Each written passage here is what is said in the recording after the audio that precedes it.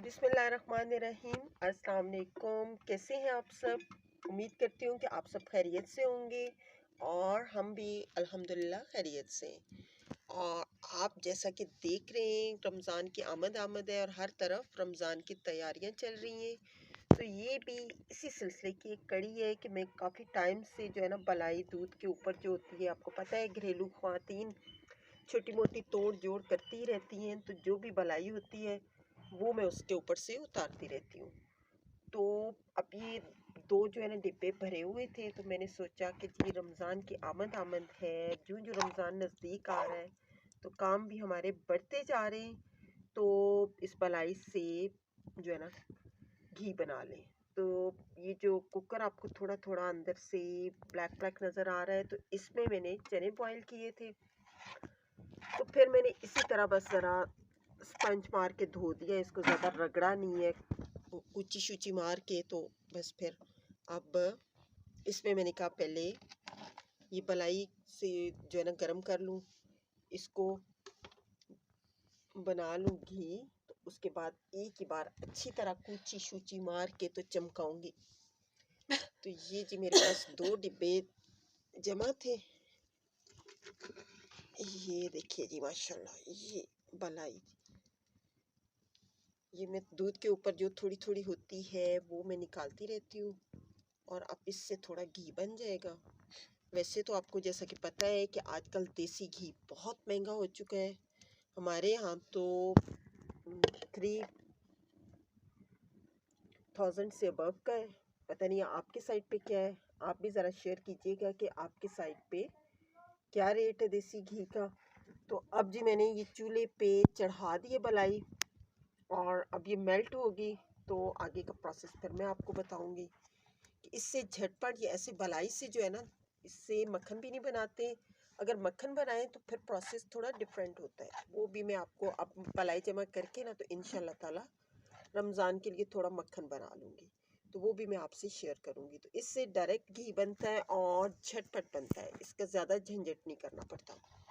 तो अब मैंने इसको चढ़ाया है, तो थोड़ी देर में आपको बताऊंगी ये ज़रा बलाई जो है ना मेल्ट हो जाए कि आगे हमने क्या करना है, तो कैसे घी बनेगा मज़ेदार खुशबूदार सा। और उसके में आप रमज़ान में पराठे बनाएं या कुछ भी करें, रोटी पे डाल के खाएं। तो अब ये चढ़ा दिया, मैं थोड़ी देर बाद मिलते हैं।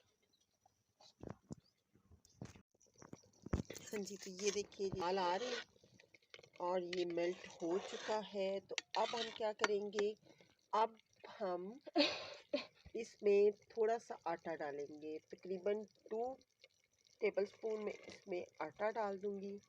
ये क्यों डाला है मैंने जी, तो इससे क्या होगा कि इससे ये जो इसका बाकियात से वो अलग हो जाएंगी और घी जो है वो इससे निखर जाएगा, ऊपर आ जाएगा। तो बचपन में हम लोग जब गांव में होते थे, गांव में जाते थे, तो ये होता था कि वहाँ उस टाइम हर बंदे के घर में भैंस होती थी। हमारे ननिहाल में भी उन्होंने भी भैंस पाली हुई थी। तो दूध और मक्खन,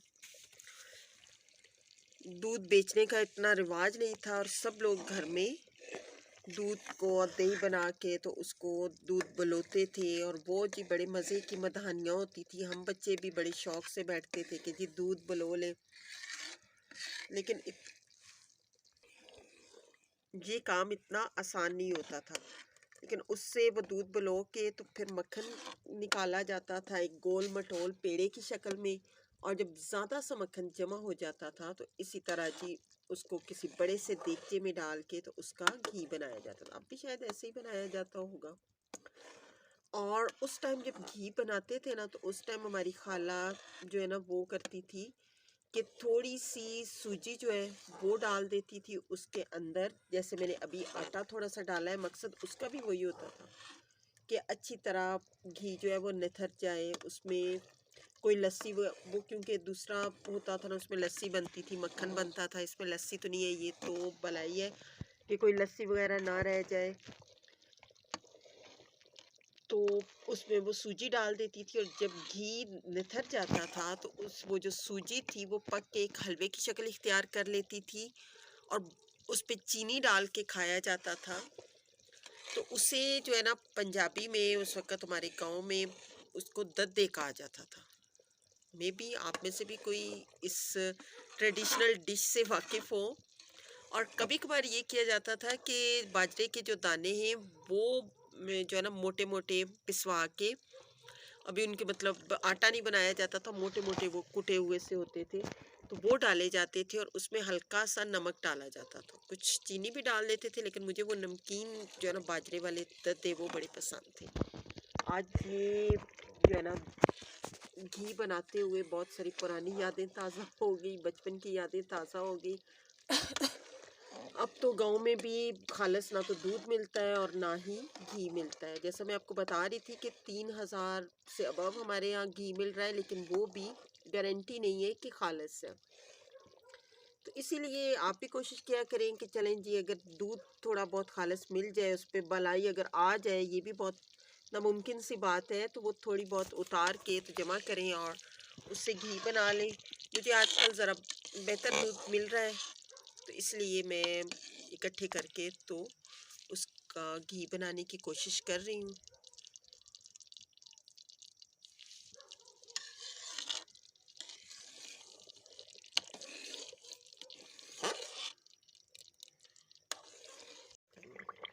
हाँ जी, ये देखिए आटा डालने के 3-4 मिनट बाद ये घी अलग होना शुरू हो गया है, ये निथर रहा है, ऊपर आ रहा है। तो इसको हम अच्छी तरह पकाएंगे ताकि ये देखें, ये भी ये कच्चा कच्चा सा जो थोड़ी बलाई की बाकी आती हैं, थोड़ा आटा है, तो ये अच्छी तरह पक जाए, इसमें से लास्ट ड्रॉप तक घी निकल आए। इसको अब हम थोड़ी देर पकाएंगे ताकि सारा घी निकल आए। ये ना हो कि इसके अंदर चला जाए। ये थोड़ा सा लाइट ब्राउन होगा तो इसका मतलब है कि घी बन चुका है। और दूसरा, घी की सूंधी सूंधी जब खुशबू मज़ेदार सी आना शुरू हो जाए तो तब भी इस बात का ऐलान है कि घी तैयार हो चुका है। तो अब इसको 3 से 4 मिनट और पकाना है और उसके बाद स्टैन कर लेंगे किसी बर्तन में। और आज हम देखते हैं कि कितना घी बन के तैयार हुआ है। मेरे पास बलाई के 2 डिब्बे थे, मैंने आपके सामने ही डाले थे। तो जितनी बलाई है उतना घी तो तैयार नहीं होता, लेकिन देखते हैं कि एटलीस्ट हाफ़ केजी तो तैयार हो जाना चाहिए। अगर हाफ़ केजी बन जाए तो ये भी बहुत है। देखिए ये माशाल्लाह घी तैयार हो गया और ये अलग हो गया। अब थोड़ा थोड़ा नीचे लग रहा है। अब हम इसको स्टैन कर लेंगे।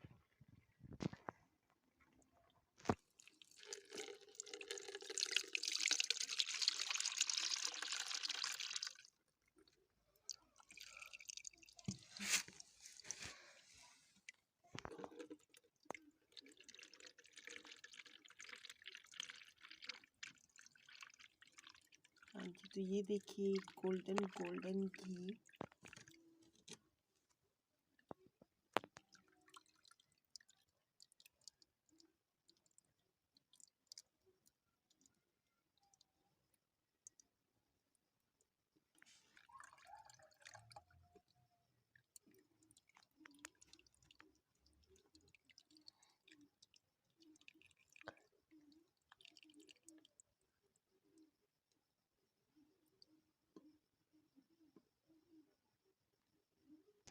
हाँ जी, तो ये देखिए माशाल्लाह, ये वैसे तो बाल्टी का कलर ही जिसमें मैंने डाला है ना, ये जैम वाली बाल्टी है और उसमें तो येलो है, तो गोल्डन गोल्डन घी उसमें बहुत अच्छा लग रहा है और उसकी मज़ेदार सी खुशबू हर तरफ फैली हुई है।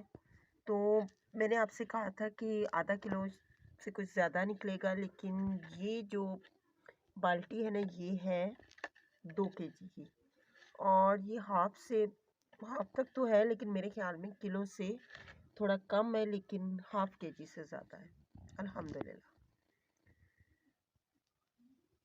चलें जी, अभी रमज़ान में कुछ दिन हैं, आप भी ट्राई करें कि अगर आपको कोई खालिस दूध मिलता है तो थोड़ी बहुत मलाई जमा करके घी या मक्खन बना लें, क्योंकि रमज़ान में सुबह सहरी में पराठों के साथ कुछ लोग तो पराठे खाते हैं और कुछ लोग खुश्क रोटी पे भी घी और मक्खन डाल के खाना पसंद करते हैं। तो आपको अगर मेरी ये वीडियो अच्छी लगी तो प्लीज़ इसको लाइक कीजिएगा, और अगर मेरे चैनल पे नए हैं तो प्लीज़ इसे सब्सक्राइब कर दीजिएगा। नेक्स्ट ब्लॉग छोटे छोटे